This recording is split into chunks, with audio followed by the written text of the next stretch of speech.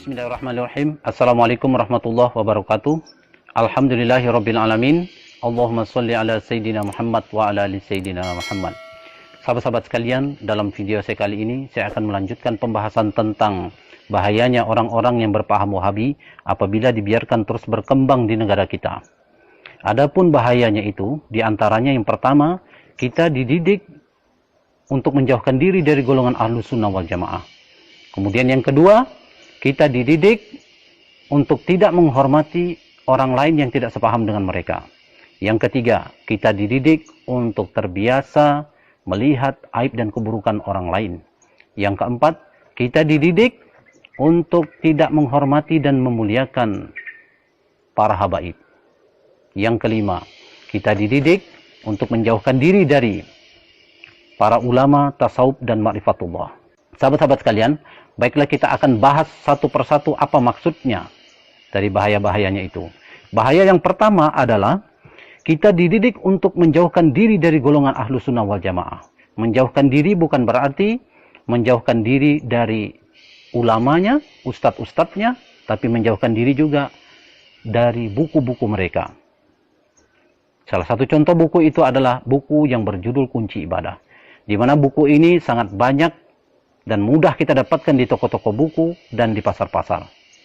Mereka sangat meremehkan buku ini dan melarang pengikutnya untuk membacanya.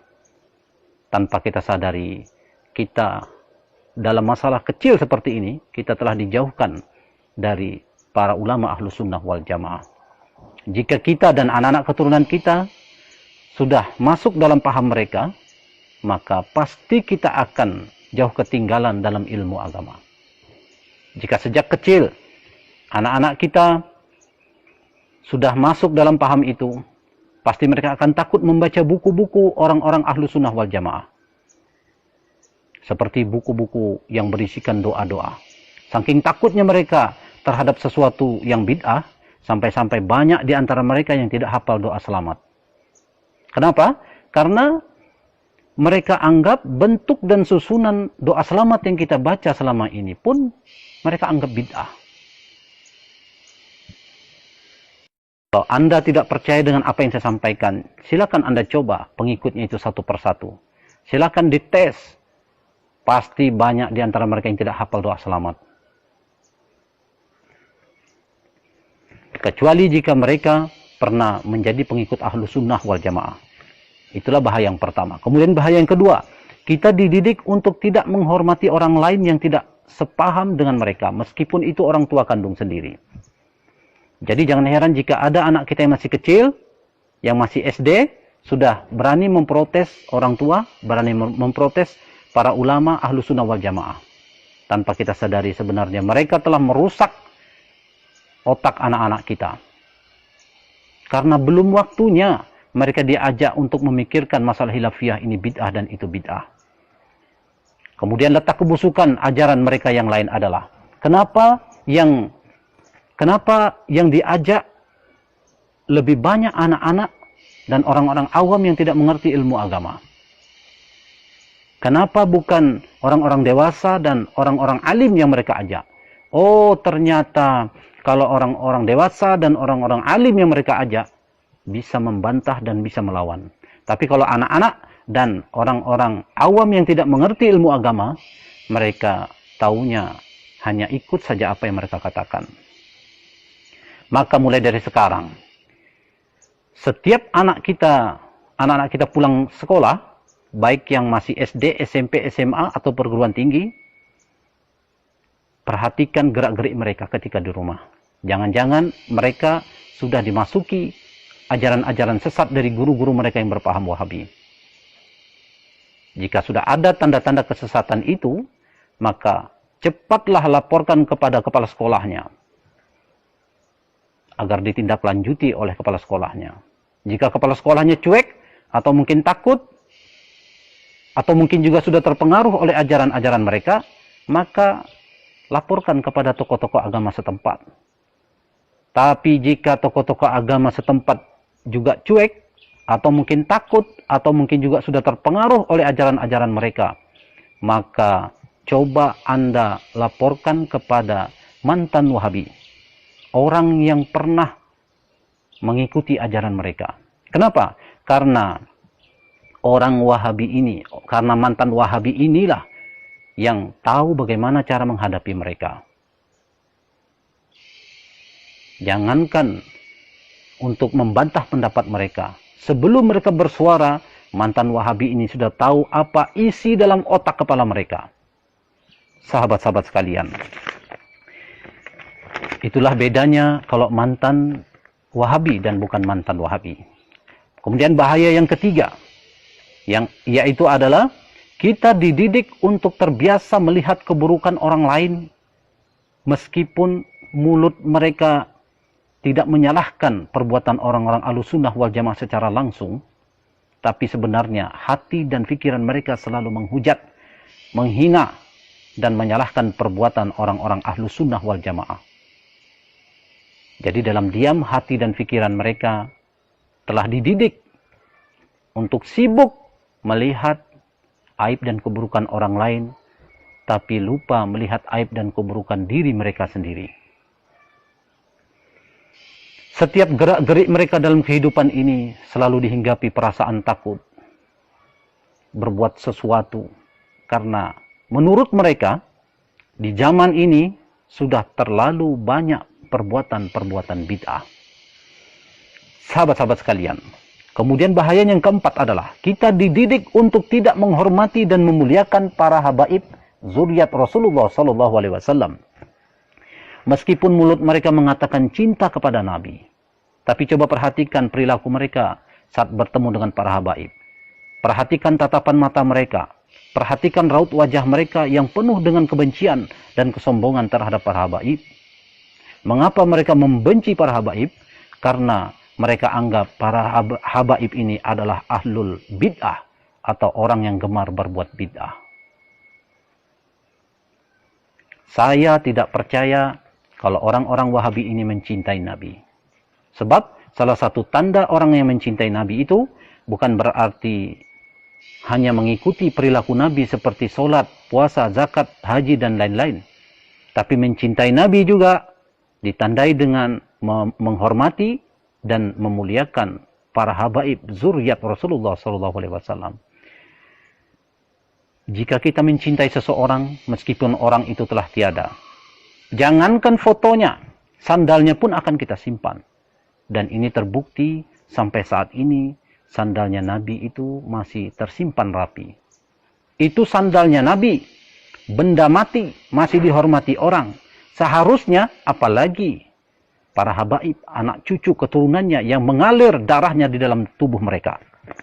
Sahabat-sahabat sekalian, makanya saya tidak percaya bahwa orang-orang Wahabi itu mencintai Nabi. Kemudian bahaya mereka yang kelima, kita dididik untuk menjauhkan diri dari para ulama tasawuf dan ma'rifatullah. Mereka menghujat dan menyesatkan orang-orang tasawuf dan ma'rifatullah. Dan mereka mengatakan bahwa ilmu tasawuf itu bid'ah. Kenapa mereka mengatakan ilmu tasawuf itu bid'ah? Oh, ternyata ilmu tasawuf itulah yang dapat membongkar kebusukan-kebusukan hati mereka. Makanya mereka tidak suka dengan ilmu tasawuf itu. Apalagi di dalam ilmu tasawuf itu, kita dididik untuk berani jujur melihat jenis-jenis penyakit hati dan bagaimana cara mengobatinya. Sahabat-sahabat sekalian,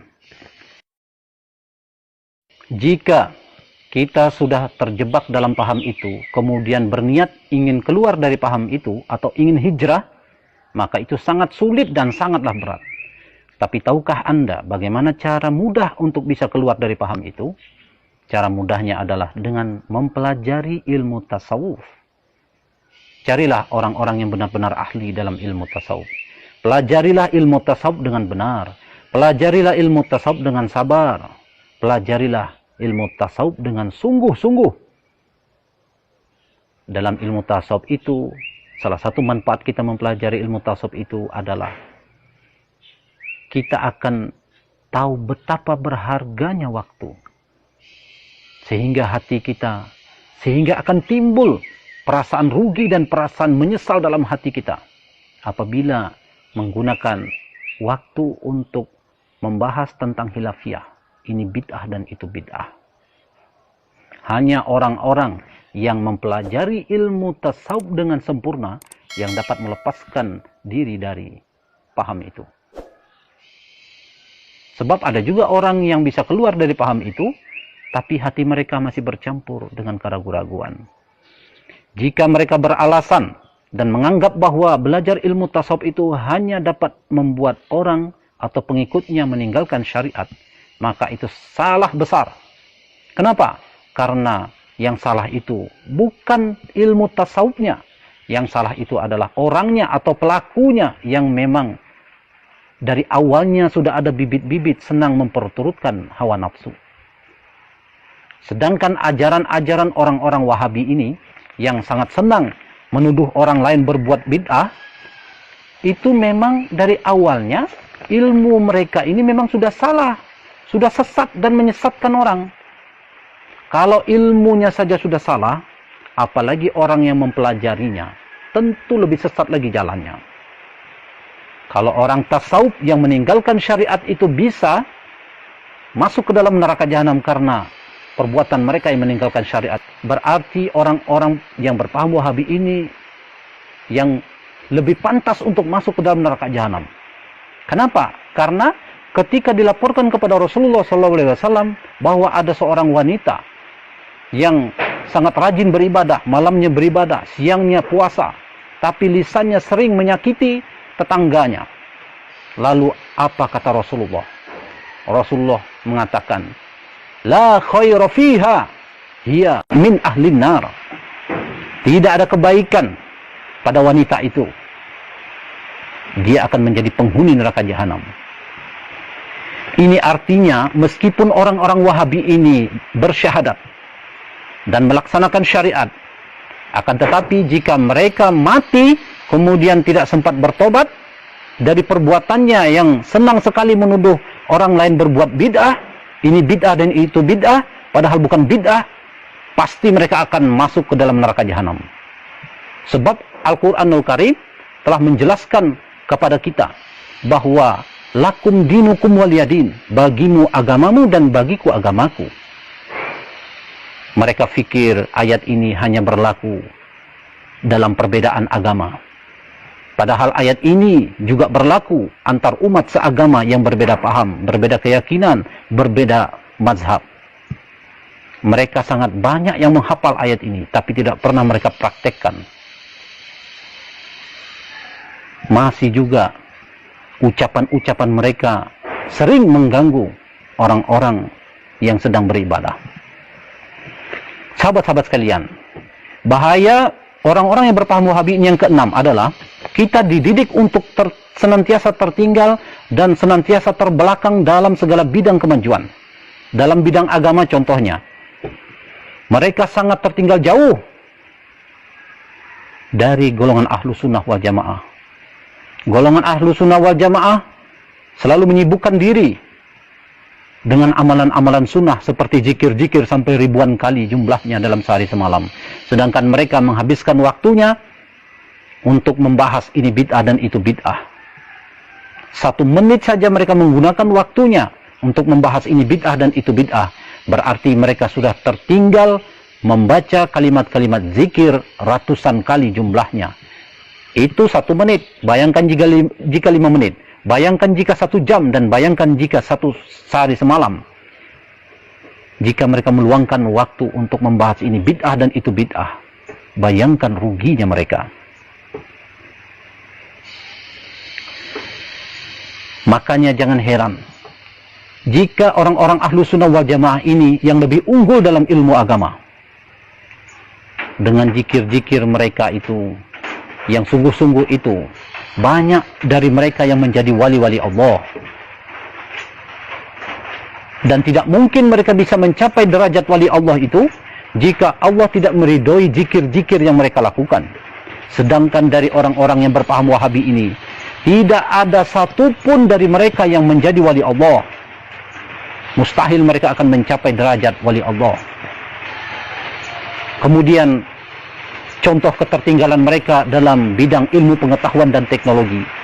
Mustahil mereka akan menjadi orang pertama atau menjadi penemu suatu kebaikan yang akan bermanfaat untuk orang banyak. Sebab hati dan pikiran mereka selalu terpusat pada satu jenis pembahasan yang tidak akan pernah selesai.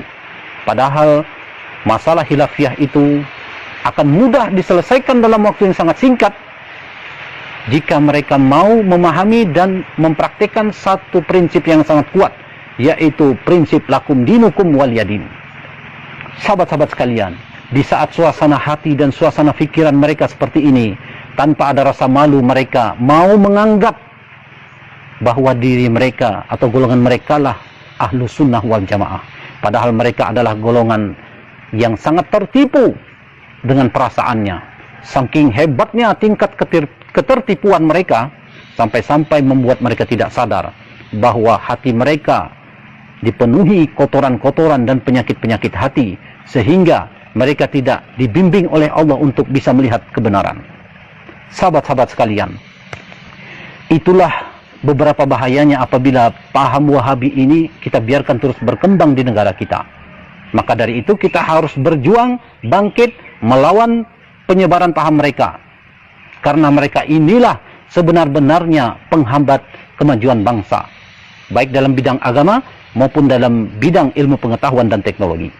Sahabat-sahabat sekalian, saya rasa apa yang telah saya sampaikan tentang bahayanya sudah cukup jelas untuk kita semua dan menjadi pelajaran bagi kita semua agar kita selalu waspada dan menjaga anggota keluarga kita dari penyebaran paham mereka.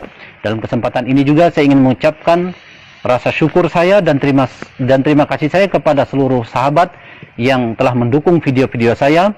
Jika Anda merasa video ini bermanfaat untuk umat, maka jangan lupa tekan tombol subscribe, like, dan share. Demikian, Assalamualaikum warahmatullahi wabarakatuh.